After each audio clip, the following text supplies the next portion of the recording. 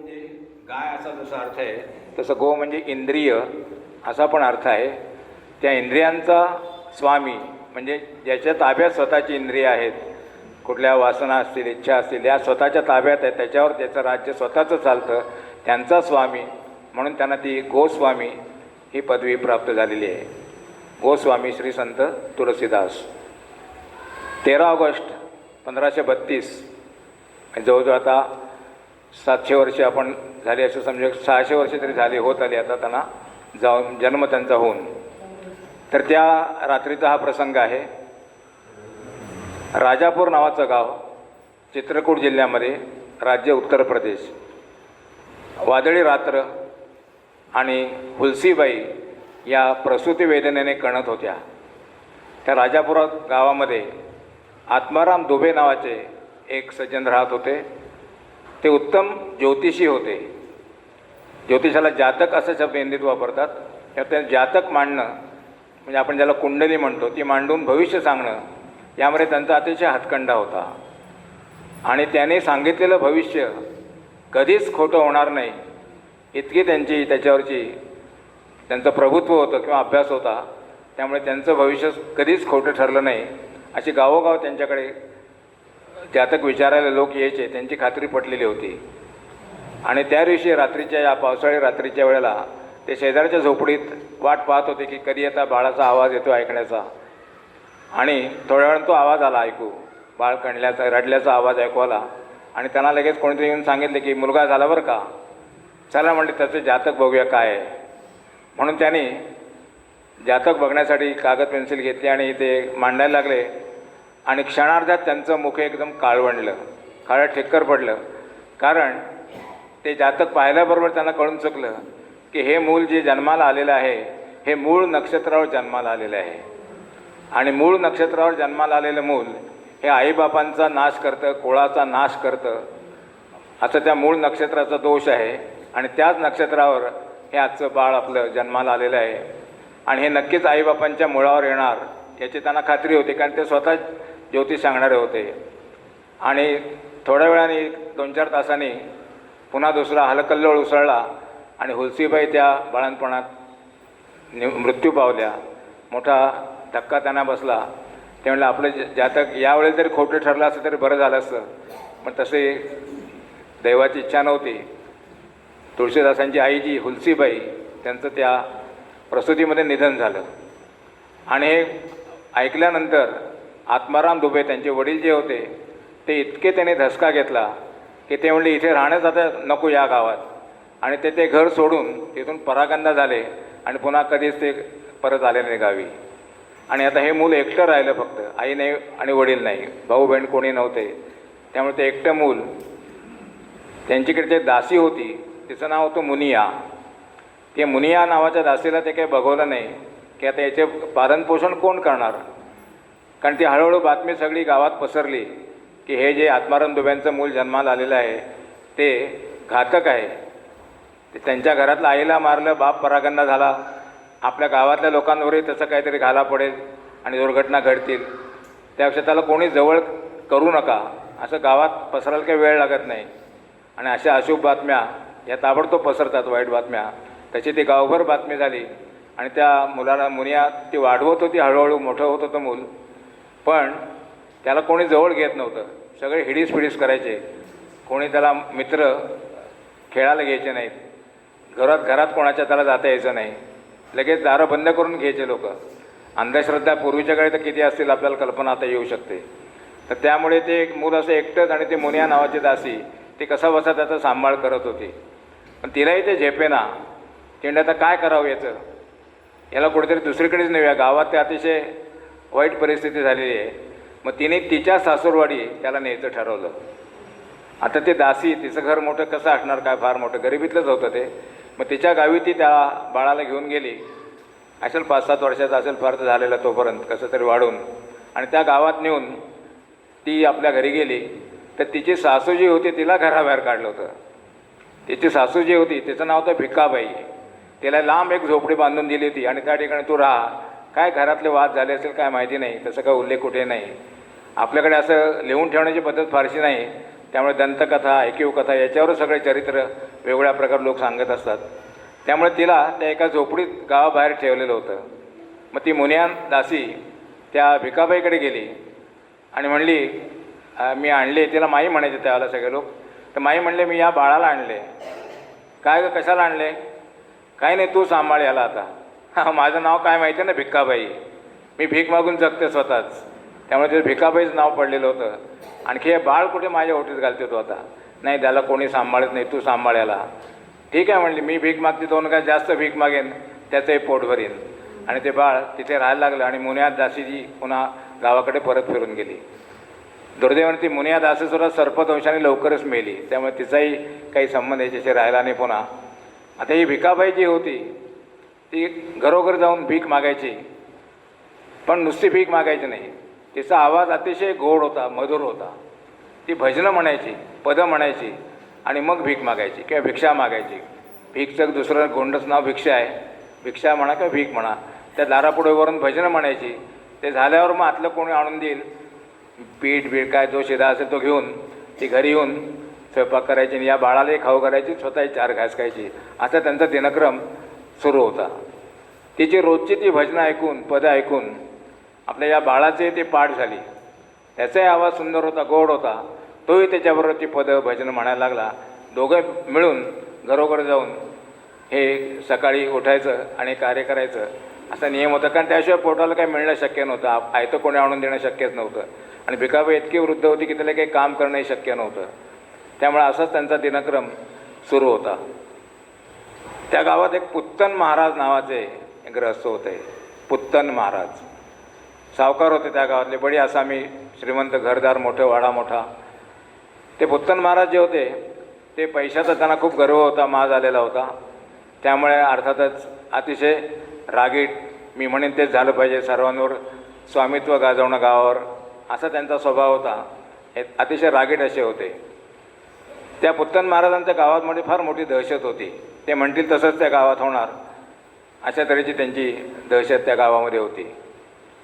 या पुत्तन महाराजांच्याकडे एकदा भिक्काबाई ही भिक्षा मागण्यासाठी गेली आणि त्याने ती भिक्षा वगैरे घेतली आणि पुन्हा घरी आली.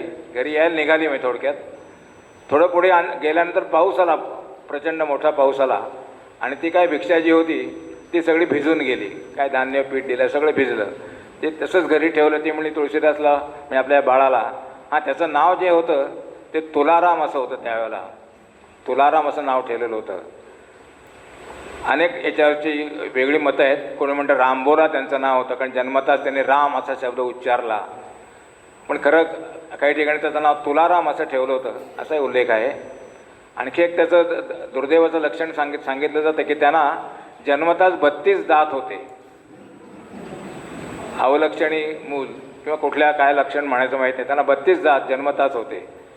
आणि एरवी बाळ हे 9 महिने 9 दिवसांनी जन्माला येतं, हे 12 महिने आईच्या पोटात होतं, असाही उल्लेख आहे.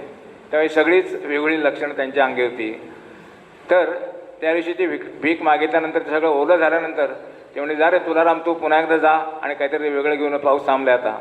तो पुन्हा त्यांच्या वाड्यावर गेला आणि म्हणला असं असं झालं आहे, मला पुन्हा देता का भिक्षा? ते पुत्तन महाराज आलेच बाहेर. काय रे भिकारड्या, पुन्हा कशाला आला? एकदा नेलीस ना भीक, चल चालतं हो. तिथून त्याला हाकलून दिलं आणि ते त्यांच्या मनाला खूप लागलं की त्यांनी ठरवलं की आपण आयुष्यात हा उद्योग पुन्हा करायचा नाही, भीक मागायची नाही. पण सध्या तरी काही नाईलाज होता, तो दिनक्रम चालू होता. काही दिवसांनी तुलाराम आपला हा असाच बाहेर चालला होता, काही कामासाठी म्हणा किंवा भीक मागण्यासाठी, भिक्षा मागण्यासाठी.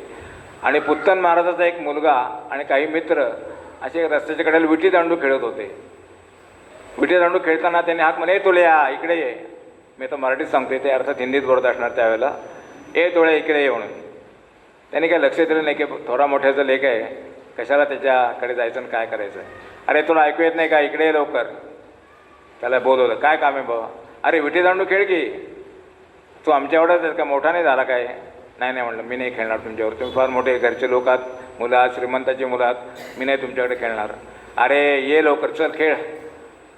मग त्याने म्हणलं ठीक आहे येतो खेळायला, पण म्हणलं मला माहिती तू काय करतोस, आमच्यावर राज्य आलं विट्टी मारायची की तू घरात पळून जातोस आणि स्वतः मात्र लांब लांब विट्ट्या मारतो आम्हाला पळवतो खूप लांब लांब, असं करतो तू. म्हणले नाही नाही नाही तसं नाही होणार म्हणलं. खेळू आपण, असं नाही आज नाही होणार म्हणलं मी. ठीक आहे म्हणलं, मग येतो. आणि थोड्या वेळाने त्याच्यावर राज झालं, त्याचं संपलं. आणि तुलाराम म्हणलं आता दे माझ्याकडे दांडू, तू टाक विट्टी. ते ऐकल्यावर तो जो पळून गेला तो घरात जाऊन बसला. जाऊन नेहमीसारखी त्याला सवय होती, कारण पळायचं नाही, श्रीमंत घरचा मुलगा, त्याने फक्त मारायची विट्टी, लांब पोरानं पळवायचं. तेव्हा घरात जाऊन तो लपून बसला खोलीमध्ये. आता मात्र या तुलारामला राग आला, एवढं सांगून सुद्धा पुन्हा तेच केलं तुझे नको तेच. चल म्हणला, तो आलोच तुझ्या मागे. हा त्याच्या मागे पळत गेला आणि त्यांच्या घरात सरळ घुसला वाड्यामध्ये. कुठे तो कुठे कुठे करत गेला, त्याच्या खोलीत जाऊन तो फार त्याच्या मागे जाऊन उभा राहिला आणि त्याचा हात धरून पिरगाळलाच आणि बुकलायला सुरुवात केली. तो लागला ओरडायला मोठमोठ्यांनी, कारण तुळशीदास हे तुलाराम म्हणजे आपले महाराजांचं नाव तुलाराम किंवा तुळशीदास तोंडून माझ्याही काही वेळेला येईल. ते चांगलं शरीर कमावलेलं होतं, जरी भिक्षा मागून जगत होते तरी व्यायाम रोजचा असायचा आणि हिंडणं असायचं एवढं, त्यामुळे शरीर काटक होतं.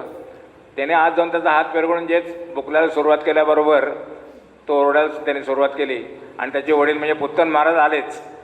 काय कसला आरडाओरडा चाललं आहे, बघतात तर काय हे भिकाऱ्याचं पोर आणि आपल्या मुलाचा हात पेरगळून मारतं आहे. त्याने जे सुरुवात केली त्याला मारायला, तुलारामला. 4 नोकर लगेच मालकासोबत आलेच. अरे काय बघताय का, धरा धरा त्याला चोपा चांगले. बाळाला भरपूर मार दिला आणि याला हाकलून द्या म्हणले वाड्यातून बाहेर पहिला. आणि कुठे राहतो ते बघा, त्याची झोपडी पण जाळून टाका म्हणले, नकोच कार्ट आपल्या वाड्या या गावात.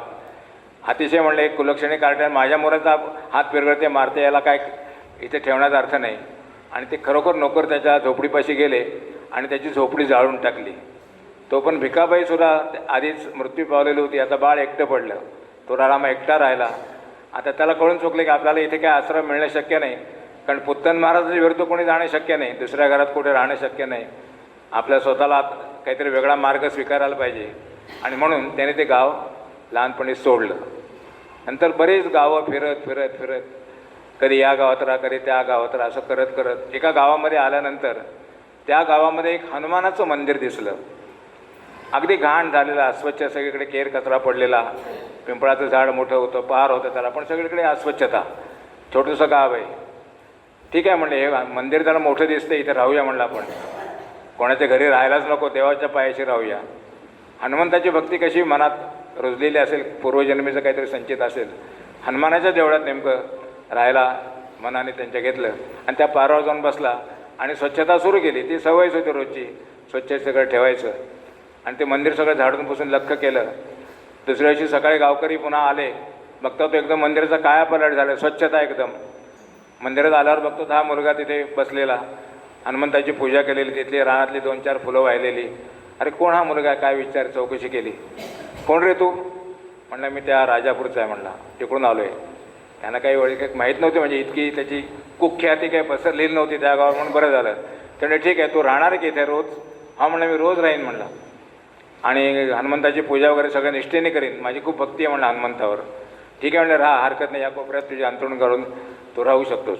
आणि तिथे तो तुलाराम पुढे राहायला लागला. आता खायचं काय तिथे, पुन्हा गावातली काही ओळख नाही, भीक कुठे मागायची, काही भिक्षाला जायचं तरी कुठे. त्या झाडाच्या पारावर खूप माकडं होती. त्या माकडांना त्या दर्शनाला जे लोक यायचे ते फुटाणे घालायचे. माकडांना फुटाणे आवडतात, ते फुटाणे घालायचे. हां म्हणलं, हे बरं आहे म्हणलं, काही जायला नको कुठे, हे फुटाणे कोण जगू आपण म्हणलं, काय हरकत नाही. आणि ते लोक जे फुटाणे घालायचे ते फुटाणे त्यातले वेचायला तो गेला की ते माकडं खाली यायची, की आपल्यातला वाटा हा घेतोय म्हणून. आणि त्या माकडाची झटापट सुरू व्हायची. माकड आले की हा पळून जायचा लांब, ओस्काराचं काय करायचं म्हणून. पण लोक त्या माकडाला घालायला तयार होते, पण बाळाला कोणी द्यायला तयार नव्हतं. अशी परिस्थिती असते बा. त्या माकडांचे फुटाणे वेचून वेचून ते जरा वर गेले की 2 फुटाणे पकड, ते खा, असं करत त्याचा ते रक्कम सुरू झाला. पण शेवटी माकडांना एक दया आली असावी, माकडांना दया आली असावी आणि त्या माकडांची त्यांची दोस्ती झाली, किंवा कदाचित हनुमंतांनी त्या माकडांना सुबूत दिली असेल आणि दोघांची दोस्ती झाली. त्यांचा एक लाल तोंड्या सरदार मोठं माकड होतं, त्याचं सगळं आधिपत्य त्या टोळीवर असायचं. त्याच्याशीच याची दोस्ती झाली, या लाल तोंड्या माकडाशी. आणि मग ते माकड त्यातला फुटाण्यातला वाटा आपणून त्याला द्यायला लागले आणि त्या फुटाण्यावर त्याचं आयुष्य सुरू झालं. असे काही दिवस गेल्यानंतर एक दिवशी सकाळी सगळी पूजा करून देवळाच्या पूजा गाभाऱ्याच्या बाहेर हा तुलाराम येऊन बसला. आणि त्या ठिकाणी एक सत्पुरुष आले, त्यांचं नाव नरहरिदास, मोठा तेजस्वी असा पुरुष. तेजपुंज त्याचं तपाचं तेज तोंडावर आहे असा पुरुष तिथे उभा त्यांना दिसला. अर्थात त्याने वाकून नमस्कार केला तुलारामने. हां, काय रे, कोण तू? माझं नाव तुलाराम म्हणले. तू काय करतो इथे? नाही म्हणलं, इथेच राहतो मी आणि हनुमंताची भक्ती करतो मी. हनुमंत कोणाचे रे होते भक्त, माहिती आहेत तुला? हनुमंत कोणाचे सेवक? हां, ते म्हणलं आहे ना, एक गाणं आहे म्हणलं आमचं, ते रामाचे सेवक होते म्हणलं. हां, राम म्हणजे कोण माहिती आहे का तुला? नाही म्हणलं, एवढं काही माहिती नाही म्हणलं, कोणतरी रामचंद्र स्वामी वगैरे असं काहीतरी भजनामध्ये असतं म्हणलं, तेवढंच माहिती मला म्हणले. मग तुला सांगू का गोष्ट सगळी? सांगा की म्हणले. अरे आवडेल मला, आता गोष्ट म्हणल्यावर लहान मुलांना आवडतेच. मग त्यांनी सगळी रामायणाची कथा या तुलारामला सगळी सांगितली आणि सांगितलं प्रभू रामचंद्र एकवचन एकपत्नी एकबाणी कशी होते सगळं वर्णन केलं. आणि तेव्हापासून रामायणाचं काही मनामध्ये काहीतरी बीज रोवलं गेलं असणार. आणि ती कथा ऐकल्यावर त्यांनी साहजिकच प्रश्न विचारला, तुम्ही पाहिलं का रामचंद्रांना? नाही बा, मी काही पाहिलं नाही म्हणलं. नाही पण मला दाखवाल का? मग अरे मीच पाहिलं नाही तर तुला कुठलं दाखवू? आता मग कसं काय करायचं म्हणले. ते कसे होते म्हणलं, रामचंद्र कसे होते हो? नाही, एकदम सुंदर सुकुमार असे होते म्हणले. सुकुमार म्हणजे काय म्हणलं? तर काय कसं याचं लहान मुलाचं प्रश्नाचं उत्तर देणं फार अवघड असतं. म्हणले हां, ती म्हणे आपल्याकडे राणीची एक बाग आहे म्हणलं, मोठी राजवाड्यापाशी मोठी बाग आहे. हां माहिती आहे म्हणला. त्या बागेमध्ये फुलझाडं भरपूर आहेत. हां आहेत.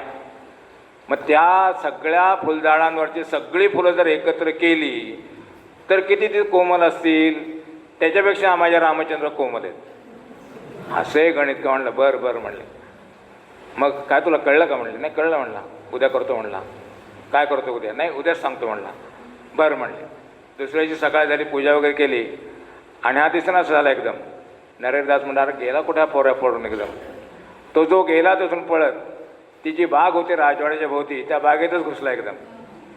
बागेत आतमध्ये घुसल्यानंतर भरपूर फुलझाडं, या झाडाची फुलं काढ, त्या झाडाची फुलं काढ, असा मोठा ढीक करत करत करत मोठा ढीक केला. आता इतका वेळ ती फुलं घ्यायला खुसफुस खुसफुस आवाज होत पारेकरी आले. अरे काय, कोण घुसले का काय प्राणी आतमध्ये, काय आत आहे म्हणून ते त्याच्या मागे आले. बघतो ते पोरगं आणि एवढा मोठा फुलाचा ढीक केलेला. आता राणीला द्यायची फुलं या पोराने घेतली. एवढी मोठी चोरी, आणि राणीच्या घरात चोरी म्हणजे काय झालं हे झालं. बरोबर ते पारेकरी त्याला धरायला आले आणि त्या तुलारामला धरलं. काय रे, फुलं काय चोरतो राणीच्या आमच्या राजवाड्यातली? नाही म्हणलं, मला बघायचं रामचंद्र किती सुकोमल आहेत ते. त्यांना कळलं पारेकरनं काय कळायचे, कसले रामचंद्र कसली कोमल. चल म्हणा राणी साहेबांकडे चल म्हणला. चला की म्हणला, येतो. मग त्याला घेऊन धरून फरफडत नाही राणीसमोर. तिने विचारलं मग, काय रे तुला कशाला फुलं पाहिजेत? मुलांना काय फुलं लागतात का? मुलगी असते तर ठीक आहे, डोक्यात माळाला फुलं घेतली असेल, तू कशाला घेतली एवढी फुलं? एवढा मोठा ढीक? काय सांगू म्हणला, या फुलाच्या ढिगापेक्षा माझे रामचंद्र सुकोमल आहेत. म्हणजे किती सुकोमल ते मला बघायचं आहे. त्यासाठी म्हणलं फुलं गोळा केली सगळी. तिला थोडंसं काहीतरी अर्थ कळला. तुला कोणी सांगितले अरे म्हणले? नाही ते आमचे महाराज आहेत म्हणे, नरेशदास महाराज, त्यांनी सांगितलेलं आहे. मग तिला कळलं काहीतरी हे वेगळं आहे. ठीक आहे म्हणले, जर पुन्हा येऊ नको म्हणला, राजवाड्यात येऊ नको आमच्या. ते रामचंद्र किती ते गुरुजी तुला सांगते, जा घरी पड. त्याला मग काही फारसं शासन न करता सोडून दिलं आणि मग तो पुन्हा महाराजांच्याकडे आला. त्यानं सगळी हकीकत सांगितली. अरे म्हणलं, मी तुला उदाहरण दिलं, तू खरंच गेला पळून फुलं गोळा करायला. ते उदाहरण तुला दिलं तर समजावं म्हणून.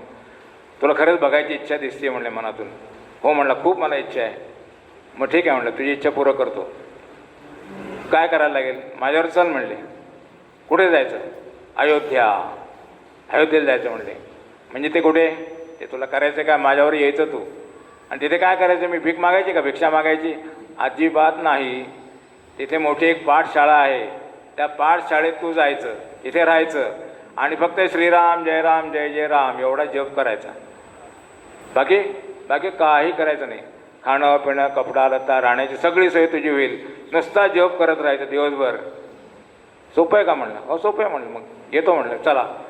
आणि नरेशदास त्याला घेऊन अयोध्येला आले. त्या ठिकाणी मोठी एक पाठशाळा होती आणि त्या पाठशाळेचे प्रमुख होते शेष सनातन महाराज. शेष सनातन महाराज म्हणून ते त्या पाठशाळेची सगळी व्यवस्था बघायचे. आणि त्या पाठशाळेमध्ये अनेक विद्यार्थी अध्ययन करण्यासाठी, संस्कृत ग्रंथांचं अध्ययन करण्यासाठी तिथे यायचे, राहायचे, राहत असत. त्यांच्यामध्ये या मुलाला त्यांनी ठेवलं. म्हणजे आता उद्यापासून अभ्यास सुरू करू. हां कसला अभ्यास म्हणजे? मग काय असतं अभ्यास म्हणजे लिहिता वगैरे येत असेल ना तुला, एवढा मोठा झालास तू? नाही म्हणलं मला काही लिहिता वगैरे काय येत नाही. वाचता येतं नाही, लिहिता येते नाही. मग तिथपासून धुळाक्षरापासून तिथे सुरुवात झाली आणि त्या शेष सनातन महाराजांनी त्यांना सगळी मुळाक्षरं असं करत करत त्याला सगळं शिकवलं आणि बुद्धिमत्ता अतिशय तीक्ष्ण असल्यामुळे त्यांनी लवकर लवकर ग्रहण केलं आणि लवकरच त्या ग्रंथांवर त्यांचं प्रभुत्व हे निर्माण झालं. त्या मुलांच्याबरोबर ते राहत त्यांच्या संगतीमध्ये अभ्यास त्यांचा व्हायला लागला आणि हुशार असल्यामुळे त्यांची वाणी पण मुळात भजनं पद म्हणत असल्यामुळे सगळे शब्द माहिती होते आणि आवाजही गोड होता. आणि त्या मुलांच्यावर राहत असताना त्यांच्या एक लक्षात आलं की संध्याकाळ झाली, सूर्यास्त झाला की थोड्याच वेळात ती खोलीची दारं खिडक्या कुठे एक एवढीसुद्धा फट न ठेवता सगळी मुलं आत बसायची. अंधार पडला की सगळे आत बसायचे. सुरुवातीला त्याला कळलं नाही का यांचा नियम काहीतरी असेल असं वाटलं असेल. अरे का तुम्ही एवढी काय दारं लावते, गरम किती होते, हवा नाही काही नाही. नाही लावायला लागतं म्हणले. म्हणजे गुरुजींनी सांगितले का म्हणले? त्यांनी सांगितले असो का नसो आम्ही लावतो म्हणले रोज. अरे पण एक एवढीशी पण नाही फट. नाही. अरे काय कारण तर सांगाल की नाही? अरे त्या पलीकडे एक मोठं पिंपळ आहे, त्याचा पाराच्या त्या झाडावर ब्रह्मराक्षस आहे, भूत आहे मोठं. जर रात्री कोणी बाहेर पडलं की ते भूत खाऊन टाकतं. त्यातलं भूत म्हणला. अरे खरं सांगतो भूत आहे तिथे. आणि गावातल्या लोकांनी पैज लावले. कसली पैज लावली? रात्री 12 वाजता त्या झाडावर जो जाईल आणि 3 वेळा शंखनाद करेल तो खरा शूर. मग कोणी केलं का? घराच्या बाहेर कोणी रात्री पडत नाही तर ते ब्रह्मराक्षस फार वाईट आहे म्हणले. गेला बाहेर की खाल्लंच, कोणी जाऊ शकत नाही म्हणला. असं काही नसतं म्हणलं, मी जातो म्हणला.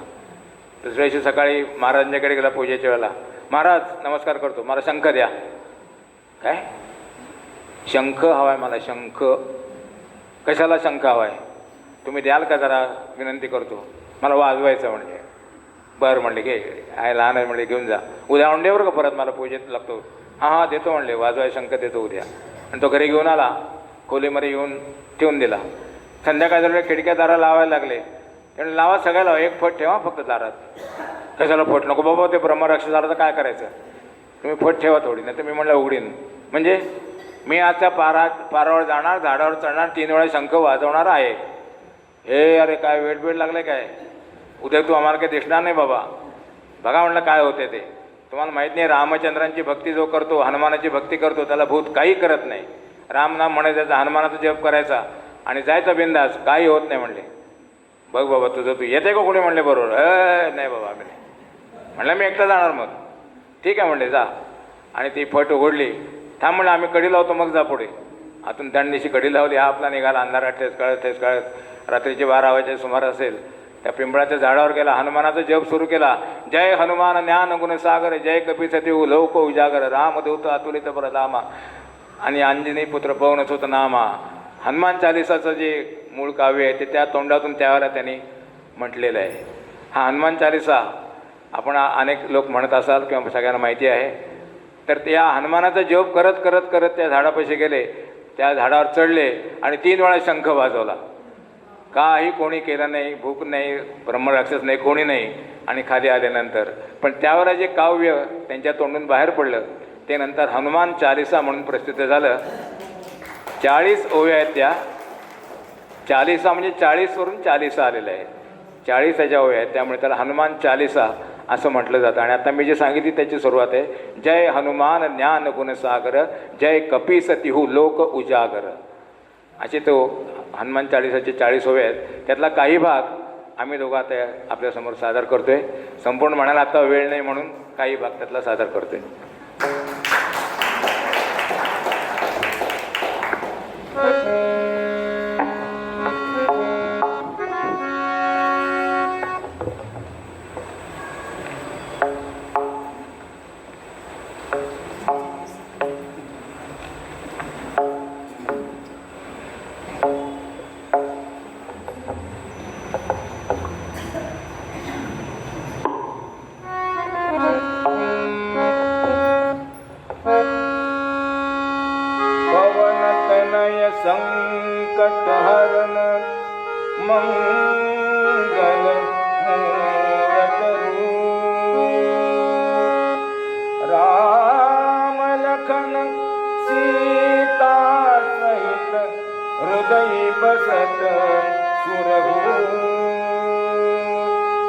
हृदय बसत सुरभू, हृदय बसत सुरभू.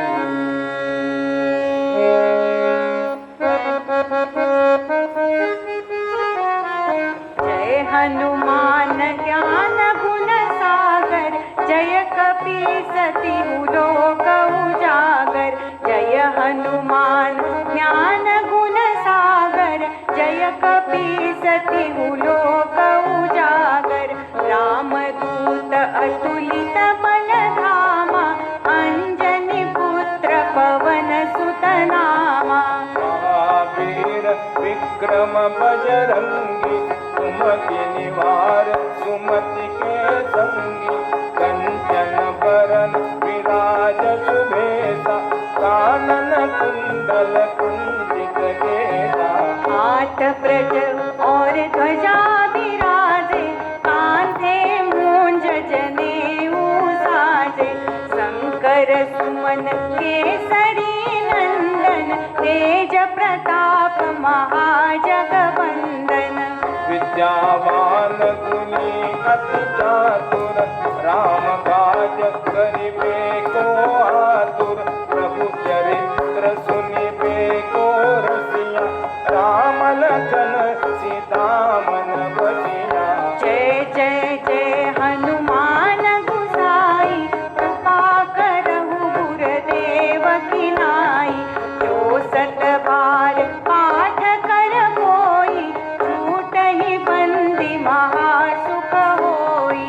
जो यह पढ़े हनुमान चालीसा, ओय सिद्धि साखी गौरीसा. तुलसीदास सदा हरि चेरा, जय नाथ हृदय मडेरा.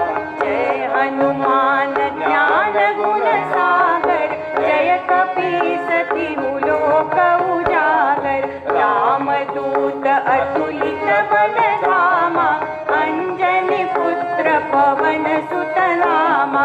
जय हनुमान जय हनुमान, जय हनुमान जय हनुमान, जय हनुमान जय हनुमान, जय हनुमान जय हनुमान, जय हनुमान जय हनुमान.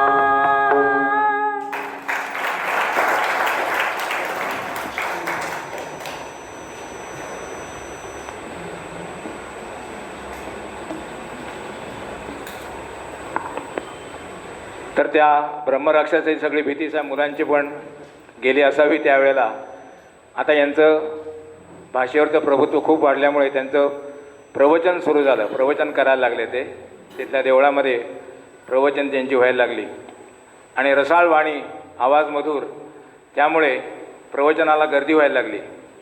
गर्दीमध्ये स्त्री पुरुष हे सगळे भक्तिभावाने येत असत, त्यांना वंदन करत असत आणि ते तरुण झालेले होते. त्या ऐकणाऱ्या श्रोत्यांमध्ये एक तरुणी यायची. तिचं नाव होतं मोहिनी. नावाप्रमाणेच कोणालाही मोह पडेल अशा तऱ्हेची ती युवती होती आणि ती स्वतःही गाणारी होती. कारण ती तिथल्या एका कोतवालाकडे रखेल म्हणून होती, गाणारी म्हणून होती. त्याचं मनोरंजन करण्यासाठी तिथे राहत असे ती. त्यामुळे ती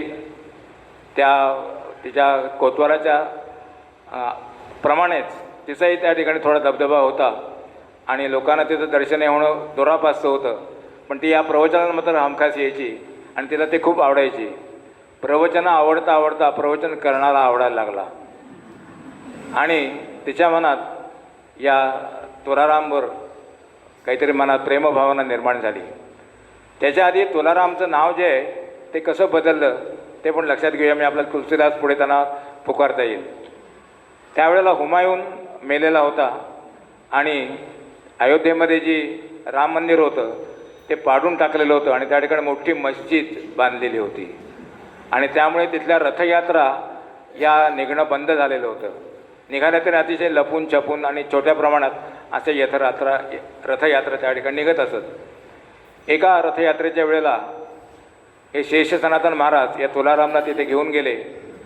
त्याचं मौंजीबंधन केलं आणि पादुकांना रामाच्या स्पर्श कर किंवा दर्शन घ्या असं सांगितलं.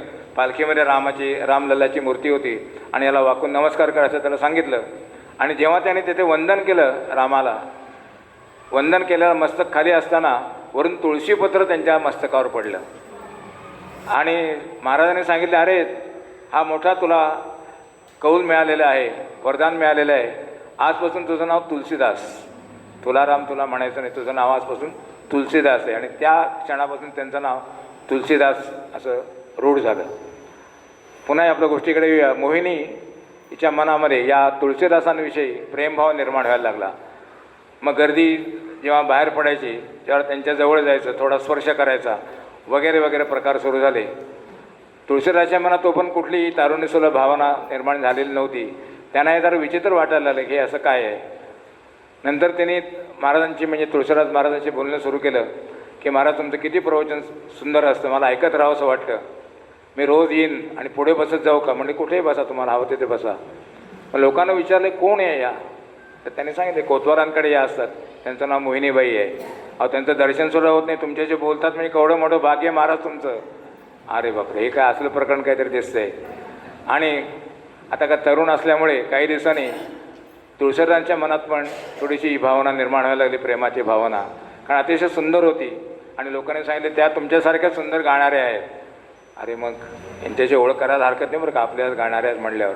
कुठे राहतात ते कोतवालांच्याकडे असतात म्हणले, घरी नका जाऊ मार खाल, घरी जा. आता असं म्हटल्यावर त्यांचं मनातून आणखी जास्त इच्छा निर्माण व्हायला लागली की असं म्हटलं नाही, आपल्याला गेलंच पाहिजे. आणि सुदैवाने किंवा दुर्दैवाने कोतवालाकडून बोलावणं आलं की तुळशीदास महाराज आमच्या घरी एकदा प्रवचनाला या, भजन आमच्या घरी करून दाखवा म्हणून. तुळशीदास म्हणजे बरं झालं संधी मिळाली आपल्याला, जाता येईल आता. म्हणले कधी या 4 दिवसांनी त्यांचा कार्यक्रम ठेवला होता, याला कुठे राहावं ते. म्हणजे आजच जातो म्हणले, एकदा बघूया तरी कसं घर आहे ते. आणि गेले तिथे आत गेल्यावर तिथे मालकीण बसलेली होती. ते म्हणजे काय हवे, नाही त्या मोहिनीबाईंना भेटायला आलो आहे. ते वाटेल त्याला भेटत नसतं, नुसतं चालता व्हा बाहेर, इथे थांबू नका अजिबात, कोतवाल साहेबांवर तर खांडोळी करून टाकतील तुमची. अरे बापरे, असलं आहे का पुन्हा. आणि मग एक दासी तेवढ्यात पळत आली, म्हणली महाराज तुम्ही जाऊ नका. का बरं. नाही मोहिनीबाईंच्या मनात तुम्हाला भेटायची इच्छा आहे तर तुम्ही संध्याकाळी घाटावर या, तिथे तुम्हाला बाई भेटतील येऊन. हो का म्हणले, बरं झालं चला. संध्याकाळ व्हायची वाट पाहायला लागली, कधी येते संध्याकाळ होती. संध्याकाळ झाल्यावर पळत घाटावर जाऊन उभे राहिले सांगितलेल्या ठिकाणी. तास झाला, 2 तास झाले, 3 तास झाले, ते काय आले नाही. मनात एकदम विषण्ण झाले, अरे याने फसवलं का आपल्याला, काय झालं, आलेच नाही. आता मन चलबिचल जरा व्हायला लागलं, ते काय आलीच नाही. दुसऱ्या दिवशी उठल्यावर ती दासीच इथं पुन्हा त्यांना भेटली. अहो बाई काही येऊ शकणार नाही, काही करणार नाही, पण त्या तुम्हाला घरी भेटतील बरं का, तुम्ही घरी आलात की. तुम्ही येणार ना 4 दिवसांनी, तेव्हा भेटतील, नक्की भेटतील. आणि खरोखर त्यांचं प्रवचन तिथे झालं. आणि त्यावेळेला मोहिनी तिथे हजर होती. आणि ती त्यांच्या जवळ येऊन त्यांना म्हणली की आपण इथून पळून जाऊ आणि कुठेतरी विवाह करू म्हणून. हे ऐकल्याबरोबर मात्र तुळशीदास म्हणले हे आपलं काम नाही. कदाचित रामचंद्रांनी त्यांना काहीतरी दृष्टांत दिला असेल, ही आपल्या रामभक्तीच्या आड येणारी गोष्ट आहे, आपल्याला लग्न विवाह काही नको आहे, आपल्याला फक्त रामभक्ती करायची. तिचा प्रस्ताव त्याने धुडकावून लावला. आणि ते म्हणले मी काही इथे थांबवू शकत नाही. आणि ते पुन्हा घरी निघून आले. तर आणि त्यांच्या मनात त्यावर विचार आले की प्रभूची करणी कशी असते बघा. माझ्या मनात कधी भावना नव्हत्या, ते निर्माण केल्या आधी मोहिनीविषयी. आणि मोहिनीच्या जवळी केल्यानंतर ती पळून जायलाच मला सांगायला लागली. म्हणजे तुमची भक्ती मला बाजूला करायला सांगते ती. म्हणजे तुम्ही दोन्ही कार्य तुम्हीच केले, भक्ती निर्माणी तुम्हीच केली, नाहीशी तुम्हीच करताय, हे काय खरं नाही. हे काय म्हणले, तुमची करणी किती विचित्र आहे म्हणले. आणि त्यांच्या तोंडून जे काय पद बाहेर पडलं ते आपल्यासमोर सादर करतोय.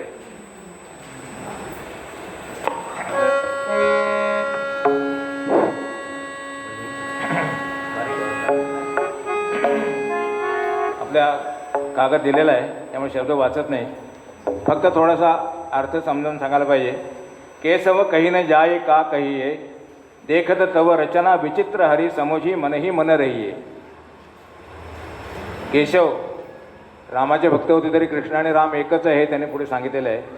मला काही सांगताच येत नाही, तुझी करणी अशी विचित्र इतकी आहे आणि मनातल्या मनातच मी ती तुझी काय लिहिलं आहे ते बघत राहतो.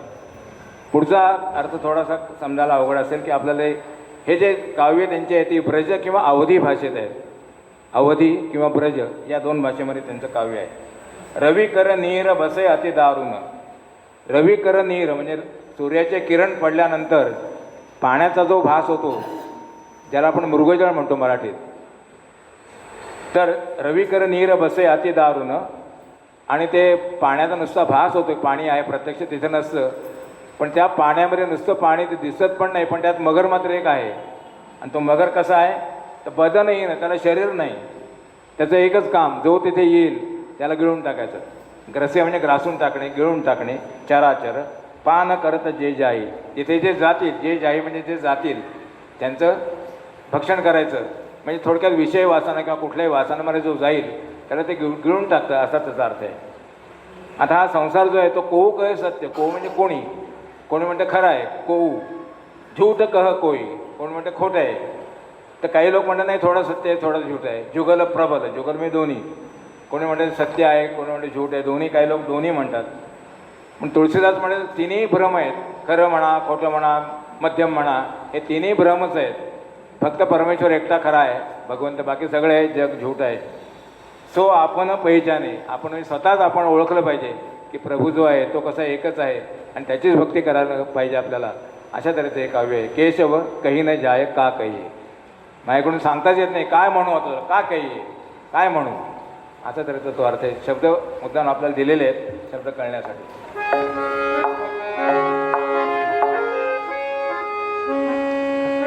केशव कहीं न जाएगा कहिए, केशव कहीं न जाएगा कहिए, केशव कहीं न जाएगा कहिए, देखत तव रचना विचित्र हरि, देखत तव रचना विचित्र हरि, समुझे मन ही मन रहिए, समुझे मन ही मन रहिए, केशव कहीं न जाएगा कहिए.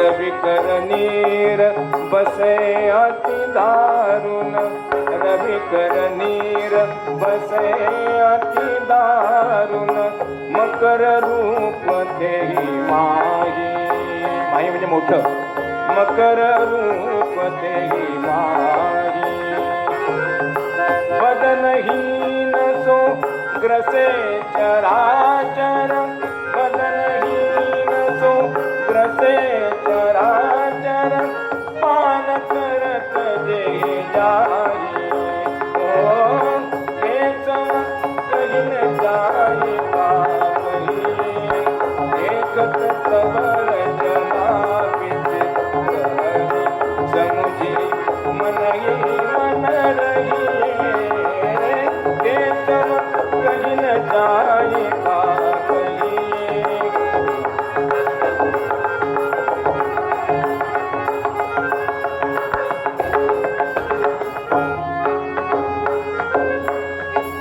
कहे सत्य झूठ कहे को, कहे सत्य झूठ कहे को, जुगल प्रबल को माने, जुगल प्रबल को माने, तुलसीदास परिहरे तिन्ही भ्रम, तुलसीदास परिहरे तीन भ्रम, सो आपन परिजाने परिजाने, सो आपन परिजाने,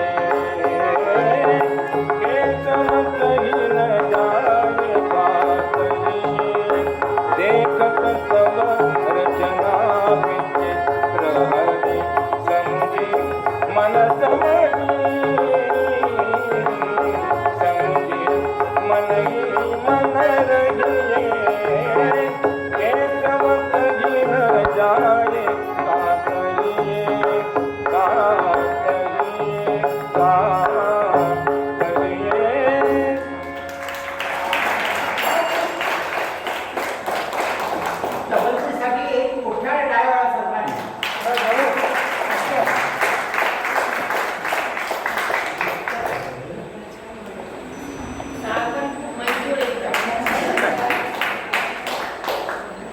सगळ्यांना धन्यवाद. तबला टाळ आणि आपणही टाळ धरला तर त्याबद्दल आपले धन्यवाद. तर अशा रीतीने मोहिनी एकदा दूर झाली आणि त्यांचं नित्यक्रम पुन्हा प्रवचन वगैरे सुरू झाली. आता त्या ठिकाणी आणखी एक सद्गुरूचं रोज यायचे प्रवचन ऐकायला. त्यांचं नाव होतं राजा पाठकजी. दीनबंधू पाठक असं त्यांचं नाव होतं. त्यांची मुलगी रत्नावली नावाची अतिशय सुंदर, विद्वान, अभ्यासू आणि ती स्वतः ज्योतिष तज्ज्ञ अशी होती. ते दोघंही बापलेक म्हणजे मुलगी आणि वडील उत्तम जातक सांगणारे होते, यांच्या वडिलांसारखेच. आणि त्यांनी जेव्हा तुळशीदासांचे प्रवचन वगैरे ऐकलं तेव्हा ते म्हणले, रत्नावलीला याच्याशिवाय दुसरा सुंदर अनुरूपवर मिळणं शक्य नाही, याच्याशी आपण वर किंवा जावे म्हणून याला स्वीकार करूया. आणि मग ते तुळशीदासांची बोलले की महाराज, माझा असा विचार आहे की माझी मुलगी आपण पदरात घ्यावी आणि पत्नी म्हणून तिचा स्वीकार करावा. महाराजांनी एकदा झटका खाल्ला होता, नाही मला ते मोहिनी वगैरे काही नको, कोणाचंच मला मोह आता अजिबात नाही. त्यामुळे त्यामुळे असं करू नका महाराज, असं म्हणू नका, असं कधी होत नसतं. संसार हा सतत चालू असतो, हे गाडी सतत फिरते असते राडगाडगं. नाही मला अजिबात नको, असं करू नका, एकदा आमच्या घरी या तुम्ही, बघा तरी. असे त्यांना रोज गळ घालून महाराज म्हणजे ठीक आहे तर बघतो फक्त, बाकी काही गृहीत धरू नका. नाही बाकी काही गरज नाही, तुम्ही या फक्त बघायला. बरं म्हणले. त्यांचं बदरिया नावाचं गाव पलीकडल्या तीरावर होतं. बदरिया नावाचं गाव होतं, त्या यमुना नदीमध्ये, आणि पलीकडे त्या गावाने ते राहायचे. तर म्हणले या तुम्ही. तिथे त्यांना घेऊन गेले आणि वधू परीक्षेसारखा तो कार्यक्रम झाला. रत्नावलीने त्यांना पाहिलं आणि राजबिंड रूप होतं, प्रवचनाविषयी सगळे वडिलांकडून ऐकलेलं होतं. आणि तुळशीदासांनी पण जेव्हा तिच्याकडे पाहिलं तेव्हा रामाने पुन्हा मनात ती भावना निर्माण केली की अरे दिसायला तर चांगली दिसते, आणि वडील सांगतायत अतिशय उत्तम आहे, हुशार आहे, जातक सांगते आहे. मग म्हणले महाराज काय विचार आहे? सांगतो म्हणले. नंतर नाही काय सांगताय म्हणले, आता कोणाच विचारणार तुम्ही एकटेच आहात, तुम्हीच सांगायचे, आई वडील नाही तुमचे, कोण नाही, काही नाही. बरं म्हणले ठीक आहे चला करू म्हणले विवाह. आणि त्या दोघांचा मग थाटामाटात विवाह झाला. तुळशीदास महाराज आणि रत्नावली यांचा विवाह झाला. दोघांचा संसार आनंदाने सुरू झाला. काही दिवसांनी त्यांना मुलगा झाला. त्याचं नाव तारापती असं ठेवलं. तारापती नाव त्या मुलाचं ठेवलं. आणि लहान मुले असल्यामुळे घरातला वेळ आनंदात जायला लागला. पण दुर्दैवाने त्यावेळेला देवीची साथ आली आणि त्या बाळाचं त्यात निधन झालं आणि त्यांचा मुलगा लहानपणीच दगावला. पुन्हा तुळशीदास महाराज आणि रत्नावली या पुन्हा त्यांचा संसार सुरू झाला. आणि आता मात्र तारुण्यसुलभ भावना लग्न झाल्यानंतर इतक्या जागृत झाल्या की तुळशीदास महाराजांना रत्नावलीशिवाय एक मिनिटही चैन पडेना. भयंकर मनात मोह निर्माण झाला. सगळं रामचंद्रच करवत आहे, पुढचं काय असेल म्हणून त्याने तो निर्माण केला असा होती भावना मनात. आणि एक मिनिटसुद्धा बायकोला सोडून जायला तयार होईना. इतकं घट्ट नातं निर्माण त्यांच्या दोघांत झालं. एके दिवशी अयोध्येहून असा सांगावा आला की त्या ठिकाणी मोठी धर्मसभा होणार आहे आणि त्यामध्ये तुळशीदास महाराजांनी यावं अशी तिकडून आज्ञा झालेली आहे. आणि ती त्या दूताने सांगितल्यावर ती रत्नावली ऐकतच होती. महाराजांनी लगेच सांगितलं छे मी नाही येणार. यातून ऐकत होती. महाराज काय झालं? नाही का म्हणताय? 3 दिवस जायचं आहे, 3 दिवस तिथे राहायचं आहे. 3 दिवस शक्यच नाही, इतके दिवस मी तुला सोडून राहणं शक्य नाही. त्यात तुझा मी नाही काय येणार म्हणून सांग. महाराजांना जरा आजारीत म्हणून सांग, काहीतरी सांग, कारण मी काय येणार नाही. रत्नावली थांबवलं तिथेच. महाराज असं करू नका, फार मोठी सभा आहे आणि एवढ्या मानाने तुम्हाला तिथे बोलवलं आहे आणि तुम्ही नाही म्हणताय, हे योग्य नाही, तुम्हाला जायलाच पाहिजे. खूप विनवण्या केल्या आणि त्यांना कसं तयार केलं. बरं म्हणले जाईन, पण मी येईन तेव्हा तू दिसली पाहिजे मला ताबडतोब. हो दिसेन मी, काय काळजी करू नका. आणि मग सगळी तयारी करून कसे बसे तोंड वाकड करून एकदा महाराज आमचे निघाले आणि अयोध्येला गेले. सुदैवाने केलं दुर्दैवाने दुसऱ्या दिवशी महाराज तिकडे पोचल्यानंतर हिच्या बदरिया गावातून एक दूत आला आणि सांगितलं तुझा भाऊ, रत्नावलीने सांगितलं तुझा भाऊ आजारी आहे खूप, ताबडतोब वडिलांनी बोलवलं एकदा भेटून जा म्हणून, जरा गंभीर स्थिती दिसते. ते म्हणणार महाराज तर आता तिकडे गेलेत. नाही तू ये भेटायला, भेटून जा, तू ये पुन्हा पाहिजे तिकडे. बरं म्हणले. तिकडे गेल्यानंतर दाराला कुलूप लावलं, शेजारी निरोप ठेवला की मी अशी जाती, येते 2-3 दिवसात येते लगेच, भावाची काळजी घेते, जरा काय बघते तब्येत. आणि ती गावाकडे पुन्हा निघून गेली. इकडे अयोध्येची सभा संपते महाराज निघाले तिथून. दुसऱ्या दिवशी झाले परत. संध्याकाळी घरी येतो तर मोठं कुलूप घराला. अरे बापरे, काय कुलूप कसं काय? विचारलं शेजारी, कुठे गेल्या? घाईघाईने विचारायला लागले, नाही ते असं झालं म्हणले, भाऊ त्यांचा आजारी आहे तिकडे गेलेत. कशी काय गेली? मला म्हणली ती मी घरी आले की दिसेन तुम्हाला म्हणून. ते तुम्हाला कुरूप दिसतंय. मोठी पावसाळी रात्र होती, यमुना नदीला पूर आलेला होता. अशा स्थितीमध्ये एकटं काय इथे रात्र करायचं आता? नाही ते काय खरं नाही, जायचं आपल्याला, बद्रिया गावात जायचं. आणि निघाले तिथून. सगळी दारं लोकांनी बंद करून गेली. पाऊस जोरात पडत होता, यमुनाला प्रचंड मोठा पूर आला होता. आणि तिथे जाऊन ते नावाडी तिथे राहत होतं, त्याला बाहेर काढले. चल रे म्हणे, होडी काढ, जायचं आहे मला याच्यातून नदीतून पार कर तिकडे. तुम्हाला पार केलं तुम्ही भाऊ पार येऊन म्हणलं एकदम, मी नाही येणार म्हणलं. अजिबात शक्यच नाही म्हणा. काय पूर केवढं आहे, पाणी केवढं वाहते, याच्यातून नदी अशी उलटी आडवी घालायची नौका मला काही शक्य नाही. एकदा विचारते शेवटचं, येतोस का नाही? नाही, शक्यच नाही म्हणलं, मी काही मरायला तयार नाही. ठीक आहे म्हणले, आपल्याला पोहता येते म्हणले, पोहोच जाऊ म्हणले. अंगातला काय असेल अंगारखा तो काढला, काचा मारा धोत्राचा, आणि पाण्याच्या मोठ्या पुरामध्ये उडी टाकली. जोरात पाण्याला इतका वेग होता की पुढे जायला लागला. आडवं जायचं होतं त्या गावाकडे, तिकडे काही जाता येईना.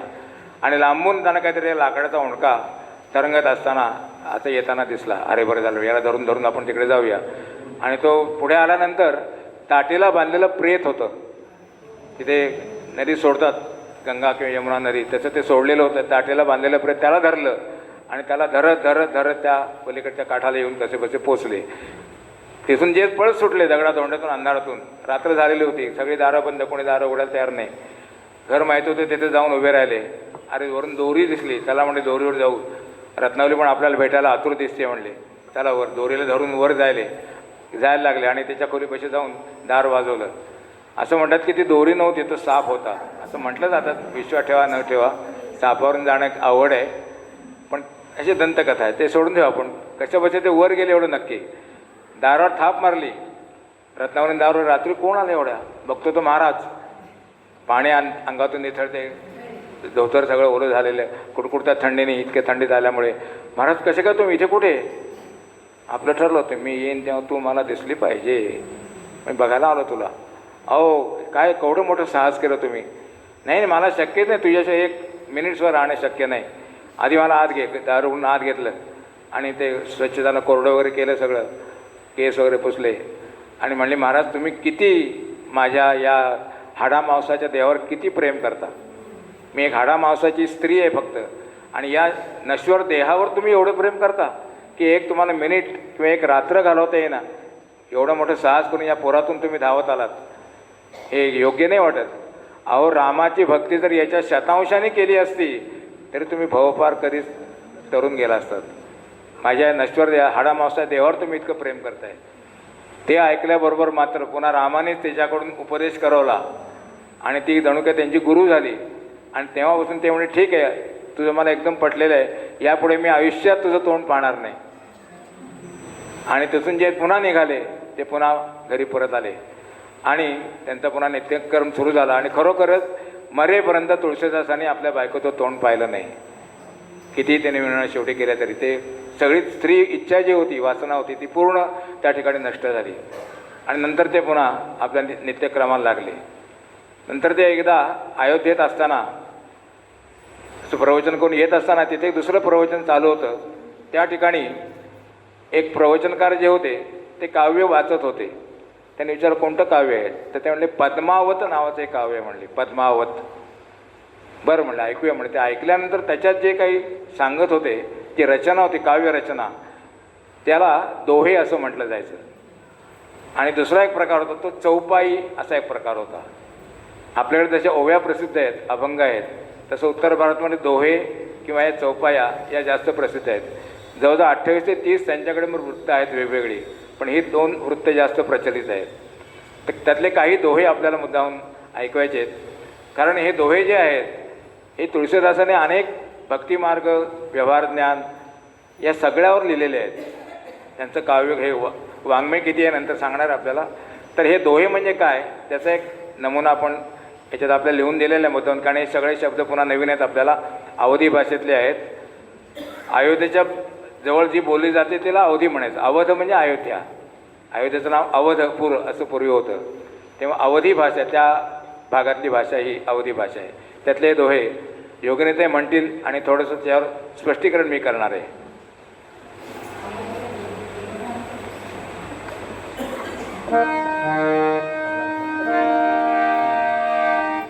सहज सरुद सहज सरुद गुरु स्वामी सिख जो न करई सिर मानी सो पछताई अधाई उर अवसी होई हित हानी. सहज सुहृद गुरुस्वामी सिख. सिख म्हणजे शिकवण. गुरु किंवा स्वामी यांनी जी शिकवण दिलेली आहे, जो न करही शिरमानी, जो शिरसावन्य मानत नाही. हां, येथे व्यवस्थित शब्द ऐकू येतात. हां, शिरसावन्य जो मानत नाही तो नंतर काय होतो, सो पछताई अधाई उर. अर्धवट जो त्यांची आज्ञा ऐकतो किंवा सोडून देतो त्याला नंतर निश्चितच पश्चाताप होतो. अवसी म्हणजे अवश्य, नक्कीच. अवश्य म्हणजे अमास्य नव्हे, अवस नव्हे. अवश्य म्हणजे अवश्य, निश्चितपणे होई हितहानी. त्याचं जे काही हितकारक व्हायला पाहिजे त्याचं हानी होते, असा त्याचा अर्थ आहे. म्हणून गुरु किंवा आपले स्वामी जे सांगतील त्यांची शिकवण ही पूर्णपणे आचरणात आणलीच पाहिजे, कारण ते आपलं योग्य असं सांगत असतात. म्हणून ते शिरसावन्य प्रत्येकाने मानलं पाहिजे. आता हे जे दोहे आहेत त्याचे 4 चरण आहेत. पहा तिथे लिहिलेत मी. पहिला, दुसरा, तिसरा, चौथा, ते 4 चरण आहेत. हे मात्रा वृत्त आहे. पहिला आणि तिसरा चरण जो आहे त्याच्यामध्ये 13 मात्रा असतात. दुसऱ्या आणि चौथ्या चरणात 11 मात्रा असतात. आणि दुसऱ्या आणि चौथ्या चरणाच्या शेवटी लघु मात्रा असते. आपल्या लक्षात येईल की लघु म्हणजे एक अक्षर असेल किंवा वेलांटीसुद्धा ऱ्हस्व दिलेली असेल. मराठीत आपण शेवटचं कवितेतलं अक्षर हे नेहमी दीर्घ मानतो. हा दोन्हीकडचा फरक आहे. त्यामुळे करई स्थिर मानी नि ऱ्हस्व आहे. पहा त्या म्हणताना जर त्यांनी कसं म्हटलं, जो न करई स्थिर मानी, मानी असं नाही करायचं. तेव्हा हा त्यातला एक विशेष आहे, लघु मात्रा शेवटी असते. दुसरं ऐकूया. मुखिया मुख सो चाहिए खान पान कहू एक पालई पोषई सकल अंग तुलसी सहित विवेक. मुखिया म्हणजे नेता. नेता जो आहे तो कसा असला पाहिजे, तर तोंडासारखा असला पाहिजे. आपलं जसं तोंड आहे तसा सगळ्यांचा नेता असला पाहिजे. कारण तोंड काय करतं, खाण्याचं काम तोंडाला करावं लागतं. तोंड स्वतः खातं सगळं, पण स्वतःला मिळालेलं सगळ्या अवयवांपर्यंत पोहोचवतं. स्वतः खाऊन गब्दूल होत नाही. सगळी संपत्ती स्वतःच हडप करत नाही. त्या तोंडासारखं स्वतः त्याने जरूर खावं, पण त्यातलाच प्रत्येक भाग आपल्या प्रत्येक अवयवाला शेवटपर्यंत मिळेल याची काळजी हे तोंड घेत असतं. पालई पोषण म्हणजे पालन पोषण. पालई पोषई सकल अंग म्हणजे शरीराच्या सगळ्या भागांचं पालन पोषण ते व्यवस्थित करतं. आणि हे क्रिया ही राजाने सुद्धा विवेकाने करायला पाहिजे. स्वतः विवेक धरून त्याने प्रजेचंही हित पाहिलं पाहिजे, स्वतःचंच फक्त हित पाहू नये. असा पण व्यावहारिक पण उपदेश त्यांनी केलेला आहे, फक्त भक्तीचाच नाही. पुढचा.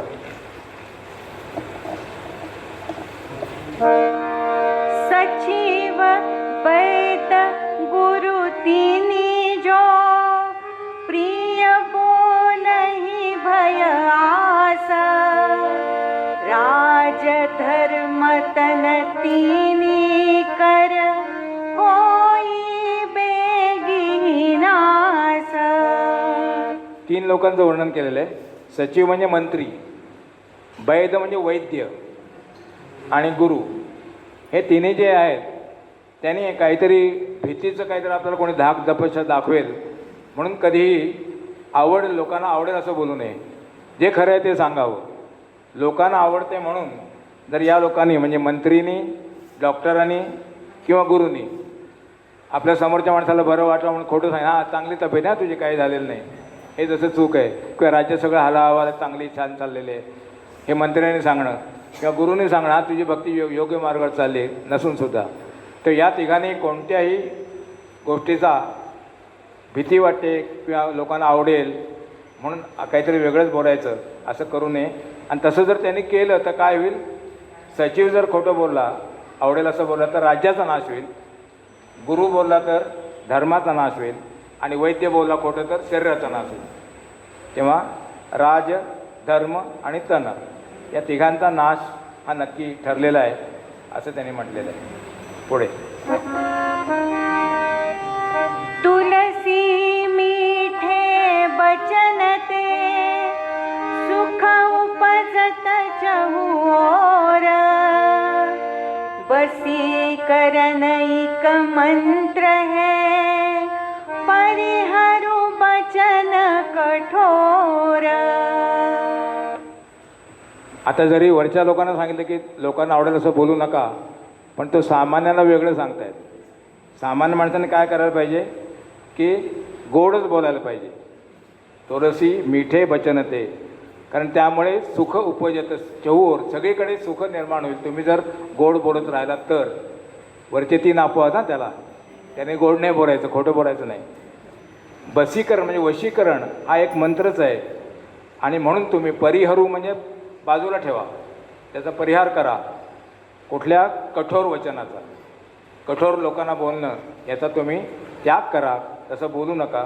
आणि रोज सर्वांची योग्य गोड शब्दात बोला असं त्यांनी उपदेश केलेला आहे. पुढे दया धर्म का मूल है पाप मूल अभिमान. तो नसेल आपल्याकडे करायचं. तुलसी दया न छांडिए जब लग घट में प्राण. हा नेहमी ऐकणारातले म्हणतो, तुम्हाला दिलेले नाही त्यात. दया धर्म का मूल आहे का? हां, दया धर्म का मूल आपण नेहमी ऐकतो. पाप मूल अभिमान, अभिमान धरला की पाप होणार. आणि दया दाखवणं हा धर्माचा मूळ प्राण आहे किंवा त्याचा पाया आहे. तुलसी दयानं छांडी, छांडी म्हणजे सोडून देणे, छोडणं मूळ हिंदीमध्ये आहे तसं. म्हणून लोकांवर दया करायचं कधीही सोडू नका. किती काळपर्यंत? जब लग घट में प्राण, घट म्हणजे शरीर आपलं. शरीरात जोपर्यंत प्राण आहे तोपर्यंत लोकांवर दया दाखवायचं कधीही सोडू नका. म्हणजे थोडक्यात कठोरपणे वागू नका लोकांची. शेवटचं त्यांच्याकडे आहे तो वाचू. शरणागत कहूजे तजहि निज नहित अनुमानी. ते नर पावर पापमय तिन्हि लोभिलो कति हानी.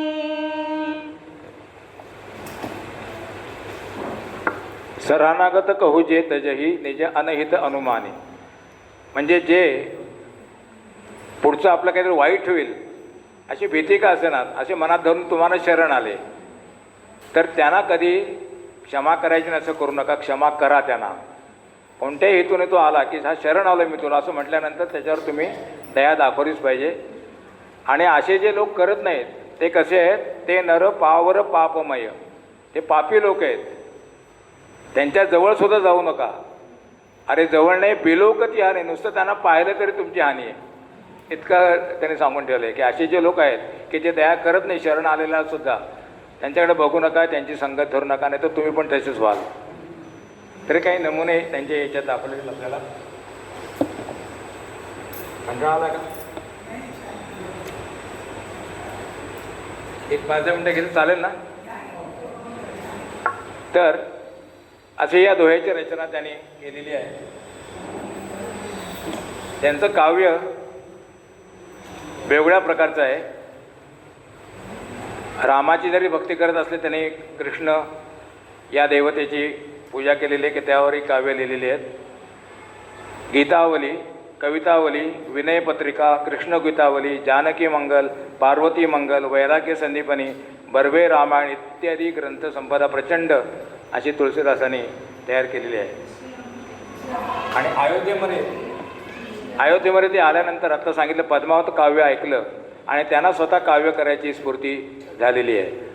आणि त्यांनी ठरवलं की रामचरित्र जे आहे संस्कृतमध्ये आहे रामायण, ते इथल्या लोकांना समजेल असं प्राकृत भाषेत म्हणजे अवधी भाषेत आपल्याला सांगितलं पाहिजे.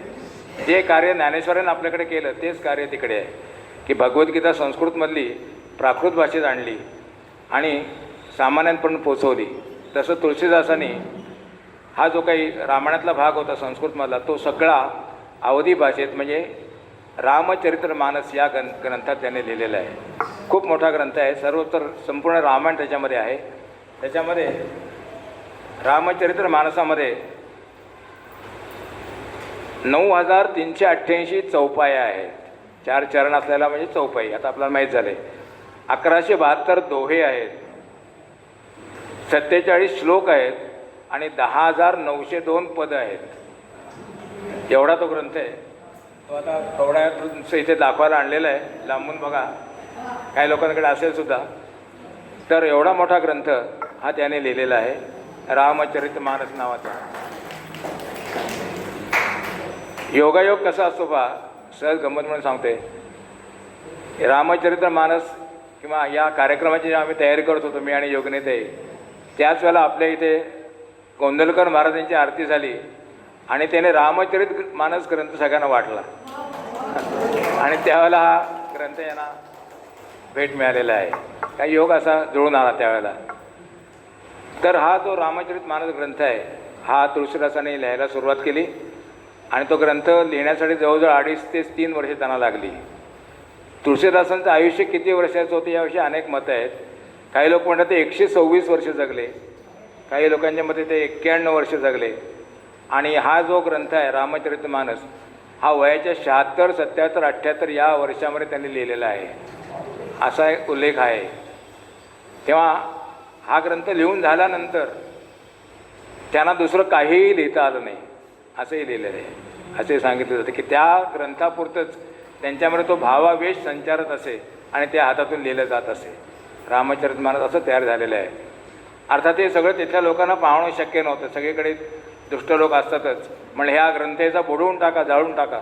मग तिथल्या लोकांनी ती पोथी पळवण्याचा प्रयत्न केला. 2 चोरांना आत पाठवलं. त्या चोरांना 2 त्या ठिकाणी राजपुत्र पहारा करताना दिसले. तिथे ते पहारेकरीच म्हणले महाराजांनी याच्यावर आणि मग ते पळून आले. म्हणजे राम लक्ष्मण त्या ठिकाणी ते धनुर्धारी येऊन तिथे उभे राहिले होते त्यांचं रक्षण करण्यासाठी. नंतर एका स्त्रीला सांगितलं की तुळशीदासांपासून मला मूल होणार आहे आणि हा कसला पाखंडी आहे बघा म्हणून. पण लोकांमध्ये इतकी कीर्ती चांगली पसरलेली होती, लोकांनीच त्या लोकांना त्या बाईला हाकलून लावलं की शक्यच नाही महाराजांच्या हातून असं काही घडणं. ते स्वतःच्या पत्नीकडे सुद्धा बघत नाहीत, तर हे शक्यच नाही. अशी अनेक संकटं त्यांच्यावर आणली. प्राकृत भाषेत तू आणतोय, अवधी भाषेत आणतोय, हे चुकीचं आहे. संस्कृतमध्येच रामायण सांगितलं पाहिजे. ठीक आहे म्हणले, तुमचे संस्कृत ग्रंथ आणि माझा ग्रंथ दोन्ही वाचवतो लोकांना. नाही नाही, तुझा ग्रंथ नष्टच करून टाक म्हणले. कोणतरी सांगितलं की म्हणा याचा ग्रंथ आपण समोर ठेवूया, काशी विश्वरच्या देवळात शंकरासमोर ठेवूया. ठेवा म्हणले, चालेल. मग तो सगळा ग्रंथ होता तो आत नेऊन ठेवला तळाशी. त्याच्यावर वेद, उपनिषद, धार्मिक ग्रंथ असा मोठा ढीक करून त्या ठिकाणी ठेवला. ठीक आहे ना, सकाळी बघू काय होते. आपोआप तुझा ग्रंथ नष्ट होतो की नाही बघ म्हणले. चालेल म्हणले, झाला तरी देवाच्या हातून होऊ दे, माझा काय व्हायचं ते. दुसऱ्या सकाळी गाभाऱ्यात दार उघडलं तर रामचरित्र मानस सगळ्याच्या वर आलेला होता, बाकी सगळे ग्रंथ खाली होते. तेव्हापासून लोकांचं मन एकदम पालटलं आणि रामचरित्र मानस खरोखर राष्ट्रीय ग्रंथ व्हावा इतक्या योग्यतेचा आहे आता आपल्याला असं म्हणायला हरकत नाही. तर असा हा रामचरित्र मानस त्यांनी ग्रंथ लिहिला. नंतर त्यांचं मृत्यू जो आहे तो वृद्धापकाळामुळे झाला. त्याच्याविषयी काही दुमतं आहेत ते सोडून देऊ आपण. साधारणपणे 90-91 वर्षाचं आयुष्य त्यांना लाभलं. शेवटच्या काळामध्ये त्यांची पत्नी रत्नावली तिथे आलेली होती अयोध्येत आणि सांगितलं की तुम्ही जिवंत आहात तर मला एकदा तरी तुमचं दर्शन घेऊ देत, म्हणजे मी मरायला मोकळी होईल. त्यामुळे मी शपथ रामाची घेतलेली असल्यामुळे मी तुझं मुख कदापिही पाहणार नाही. त्यामुळे फक्त मी सेवा करेन. पण ती बाजूला राहून सेवा करायची, त्यांना काही जे आवश्यक असेल त्या गोष्टी त्यांच्यासमोर न येता झोपडी स्वच्छ करणं, इतर काही काम हे फक्त करायची. आणि अखेरपर्यंत त्यांनी पत्नीचं तोंड पाहिलं नाही. आणि योगायोग असा रत्नावली ज्या तिथेला गेली त्याच तिथेला काही वर्षांनी तुळशीदासांचं निधन झालं. मग दोघांचं प्रेम इतकं अतूट होतं शेवटपर्यंत असं म्हणायला हरकत नाही. तर असं हे तुळशीदासांचं मोठं चरित्र आहे.